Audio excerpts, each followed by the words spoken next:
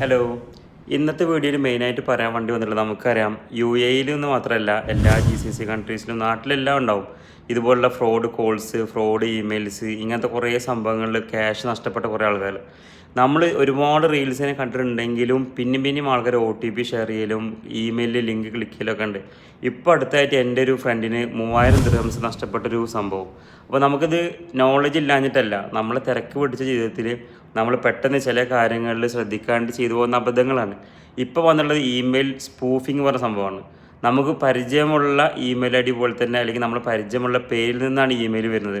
May be നമ്മുടെ ബോസിൻ്റെ പേരിലാവാം, അല്ലെങ്കിൽ നമ്മുടെ ഫ്രണ്ട്സിൻ്റെ പേരിലാവാം. പക്ഷെ നമ്മൾ ആരുടെ ഇമെയിലാണോ ആ സെൻഡർ ഇമെയിൽ നമ്മൾ ചെക്ക് ചെയ്യില്ല, ആ ഡിസ്പ്ലേ കാണുന്ന പേര് മാത്രമേ നോക്കുകയുള്ളൂ. ഇപ്പോൾ മുജീബ് റഹ്മാൻ എന്ന് മാത്രമേ വരുള്ളൂ. പക്ഷേ ഇൻറ്റേർണലി ആ ഇമെയിലിൻ്റെ ID ഒരു ഫേക്ക് ഇമെയിൽ ആയിരിക്കും. ആണോ അല്ലെങ്കിൽ നിങ്ങൾ ലിങ്ക് ആയിരിക്കും ഷെയർ ചെയ്തിട്ടുണ്ടാവുക. നിങ്ങൾക്ക് ഞാനൊരു മീറ്റിങ്ങിലാണ്, നിങ്ങൾ എന്തെങ്കിലും ഒരു എമൗണ്ട് എനിക്ക് ട്രാൻസ്ഫർ ചെയ്ത് തരുമോ, ഇങ്ങനത്തെ സിമ്പിൾ കാര്യങ്ങളും ചോദിച്ചിട്ടുണ്ടാവും. പക്ഷെ നമ്മൾ ബോസാണ് ചോദിക്കുന്നത് കരുതിയിട്ട് എന്ത് ചെയ്യും, പല ആളുകളും അതിന് ഇരയാവുന്നുണ്ട്. അപ്പോൾ ഇത്രയും കാര്യങ്ങൾ ശ്രദ്ധിക്കാൻ വേണ്ടിയിട്ട് മാത്രമാണ് ഈ ഒരു വോയിസ് അയച്ചത്. അപ്പോൾ നിങ്ങൾക്ക് അറിയുന്ന കാര്യം തന്നെ ആയിരിക്കും, പക്ഷേ എന്നാലും നമ്മളുടെ കൂട്ടത്തിൽപ്പെട്ട കുറേ ആളുകൾ ഇതിൽ വീണ്ടും വിക്റ്റിമായി പോകുന്നുണ്ട്. അപ്പോൾ ഈ കാര്യം നിങ്ങളെല്ലാവരും ഉറപ്പ് വരുത്തുക. നിങ്ങൾ ഇമെയിൽ റീഡ് ചെയ്യുകയാണെങ്കിലും ആർക്കെങ്കിലും എന്തെങ്കിലും OTP ഷെയർ ചെയ്യുകയാണെങ്കിലും, ഇപ്പോൾ എമിറേറ്റ്സ് പോസ്റ്റിൽ നിന്ന്, അതുപോലെ എമിറേറ്റ്സ് NBD, എത്തിസലാത്തിൽ നിന്ന്, ഇങ്ങനെയൊക്കെ നിങ്ങളെ പേയ്മെൻറ്റ് ലിങ്ക് പറഞ്ഞു വരുന്നുണ്ട്. അപ്പോൾ നിങ്ങളെ GCCയിലുള്ള സുഹൃത്തുക്കൾക്ക്, ഓഫീസിൽ തിരക്ക് പിടിച്ച് നടക്കുന്ന നിങ്ങളെ സുഹൃത്തുക്കൾക്ക് വീഡിയോ ഷെയർ ചെയ്ത് കൊടുക്കുക.